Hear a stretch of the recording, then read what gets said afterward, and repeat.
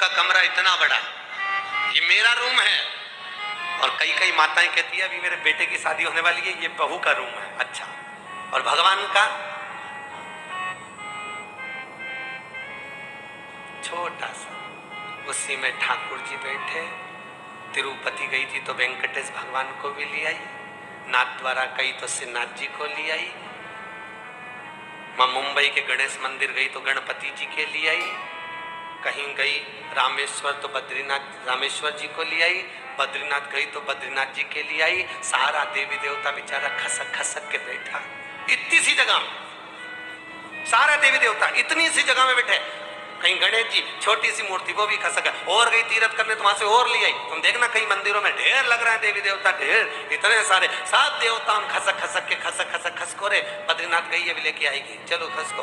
फिर जगन्नाथ गई, वहां से पकड़ लाई। सारे देवी देवताओं को इतने से मंदिर में ढेर लगा के रखा। गणेश जी तो बेचारा फूल में दबा दबाया बैठा, सब सारे देवी देवता बैठे।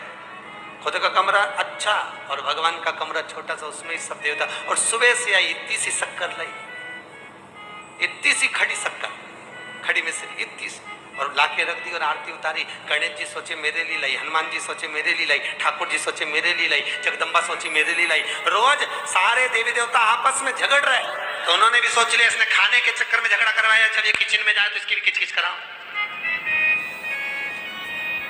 पुष्टि मार्ग में वर्णन किया गया, एक साधे सब सधे, सब साधे विसर।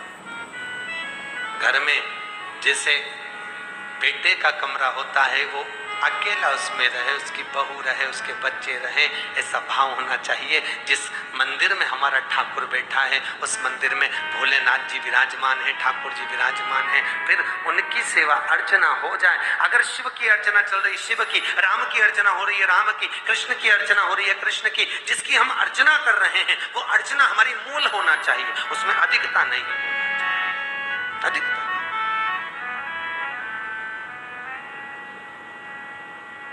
बहुत सारा इकट्ठा कर लिया और सेवा नहीं बनी तो किस काम की। कई कई माताएं बहुत सेवा बढ़ा लेती हैं, सुबह सुबह से उठेंगी, गीता जी भी पढ़ लेंगी, राम रक्षा स्तोत्र भी पढ़ लेगी, हनुमान चालीसा भी पढ़ लेगी, शाम चालीसा भी पढ़ लेगी, ये स्तुति भी पढ़ लेगी, वो स्तुति भी पढ़ लेगी, और जिस पंडित ने जो बताया वो पढ़ लेगी। सारी स्तुतियां सुबह से लेके बैठेगी तो 2 घंटा बस स्तुति स्तुति स्तुति चलती रहेगी। ये तो उसी में का हाल हो गया जैसे पेट दुखा या सिर दुखा, सिर दुखा तो कॉम्बिफ्लेम भी खा ली, एनासिन भी खा ली, डिस्प्रिन भी खा ली, सारी टेबलेट एक साथ खा ली। अब टेबलेट तो खा ली, सिर तो बंद हो गया, पर बाद में रिएक्शन कर गई, करी कि नहीं करी। उसी तरह जो हम पाठ कर रहे हैं, उस पाठ में भी प्रथमता होना चाहिए कि हम कौन सा पाठ करें और कौन सा नहीं करें, कौन से पाठ के साथ कौन सा पाठ रिएक्शन कर रहा है, ये भी देखना पड़ता।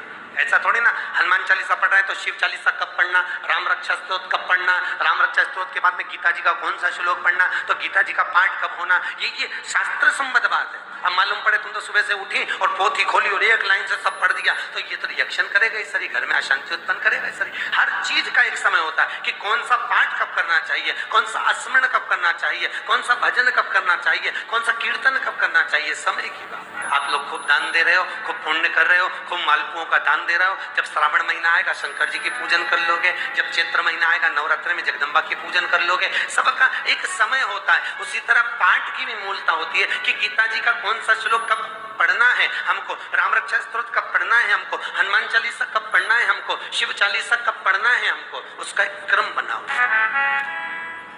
क्रम का राम रक्षा स्तोत्र पढ़ रहे हो तो हनुमान चालीसा बाद में पढ़िए, शिव चालीसा पढ़ रहे हो तो हनुमान चालीसा पहले पढ़िए। सबका